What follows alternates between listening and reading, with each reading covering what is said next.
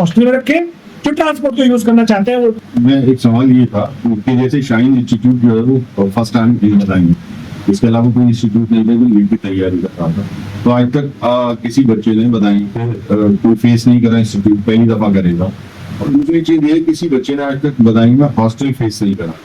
तो आप हॉस्टल की, क्योंकि आदमी जब अपने बच्चे को अपने घर से दूर भेजता है तो उसका मेन फोकस रहता है हॉस्टल, तो हॉस्टल की फैसिलिटी क्या होगी?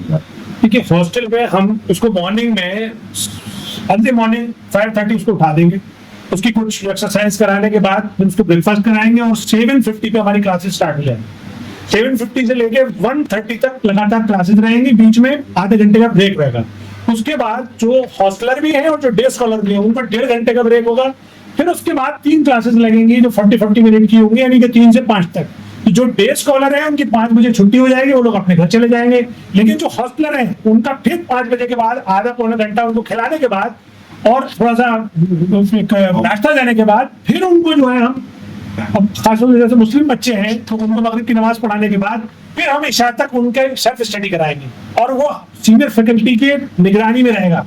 ये मैं बता दूं आपको, आप मेरे बराबर में अदर साहब बैठे हुए हैं, इनको 8 साल का PW जैसे बड़े कोचिंग सेंटर में पढ़ाने का एक्सपीरियंस है। आप कुशीनगर के फिजिक्स के टॉपर हैं, आपने M.Tech किया है जादवपुर यूनिवर्सिटी से, आपके अंदर में आप वहीं रहेंगे कैंपस में। मेरे बराबर में हमारे मोहम्मद अबूदर साहब हैं, आप अम्बेडकर नगर से हैं, आपने NSC किया हुआ है, आप भी क्वांटम में पिछले 10 साल से पढ़ा रहे थे, आप भी कैंपस में रहेंगे। इसी तरीके से हमारी केमिस्ट्री की फैकल्टी है, वो भी कैंपस में रहेंगे। तीनों सीनियर फैकल्टी कैंपस में मौजूद रहेंगे।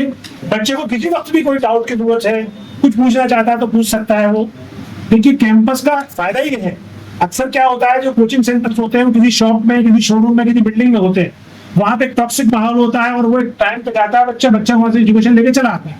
लेकिन उसको जो एक होलिस्टिक एनवायरनमेंट चाहिए, जहाँ पे उसको एक कैंपस की फील आए, उसको एक एजुकेशनल करेक्टर मिले, उसकी सेहत के लिए उसके ग्रीन कैंपस हो, प्लस उसको रिलैक्स भी हो, वो साथ में स्पोर्ट्स पे भी जा सके, साथ में उसको खाना भी टाइम पे मिल सके।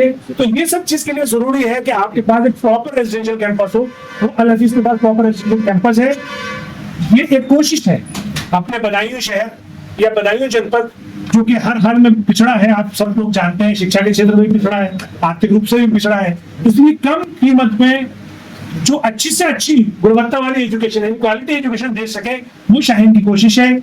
आप लोगों के थ्रू हम यही आम आवाम से और आम जनता से ये अपील करेंगे कि ये आपके द्वार आई है शाहीन, इसका आप पूरा फायदा उठाएं और अपने बच्चों का भविष्य उज्जवल करें। खासतौर से आप गवर्नमेंट सीट लेते हैं तो आप जानते हैं कि एक बड़ा कारनामा है। दूसरी बात और है कि अब हमने ये पूरे जून कैंपेनिंग चलाई और हमने मार्केटिंग की या लोगों को बताया।